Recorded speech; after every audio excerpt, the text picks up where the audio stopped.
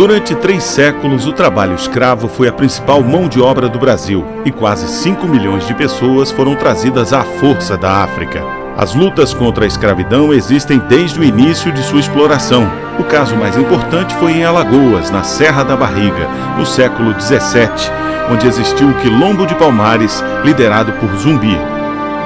Uma das mais notórias rebeliões foi a Revolta dos Malês, em 1835, que pedia a libertação dos cativos e a liberdade religiosa.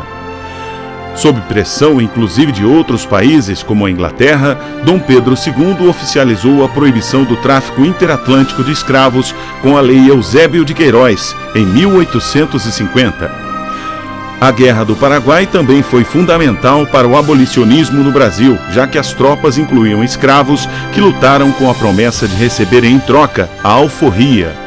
Depois do conflito, vários intelectuais, escravos libertos e veteranos de guerra criaram as sociedades abolicionistas. Uma figura importante no movimento foi José do Patrocínio, filho de uma escrava alforriada e de um padre. Foi redator do jornal Gazeta de Notícias, onde iniciou uma campanha pró-abolição. Ele fundou a Confederação Abolicionista, que reunia todos os clubes abolicionistas do país. O governo brasileiro, para acalmar os ânimos, instituiu 2 leis. A do ventre livre, em 1871, e a Lei dos Sexagenários, em 1885, que na prática apenas adiaram a abolição sem grandes vantagens para os negros. Foi quando, em 13 de maio de 1888, a princesa Isabel assinou a Lei Áurea e estabeleceu o fim da escravidão. Contudo, o governo imperial não garantiu direitos aos ex-cativos. Sem perspectivas e vivendo na miséria, muitos negros seguiram para os grandes centros urbanos, onde ergueram os chamados bairros africanos, uma das origens das favelas modernas.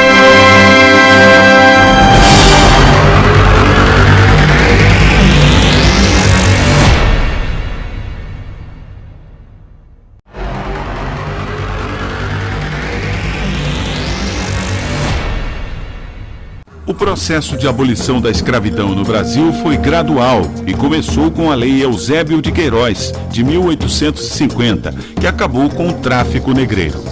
Depois veio a Lei do Ventre Livre, de 1871, que tornava livres os negros nascidos a partir daquela data, e a Lei dos Sexagenários, de 1885, que libertava os escravos que completassem 60 anos. Foi então promulgada em 13 de maio de 1888 pela regente do imperador Dom Pedro II, a princesa Isabel, a Lei Áurea, libertando todos os escravos do Brasil. Contudo, a aristocracia rural, que dependia da mão de obra escrava, ficou insatisfeita com a lei e com o não pagamento de indenizações. Assim caíam os últimos aliados de Dom Pedro II e o país se preparava para a proclamação da República.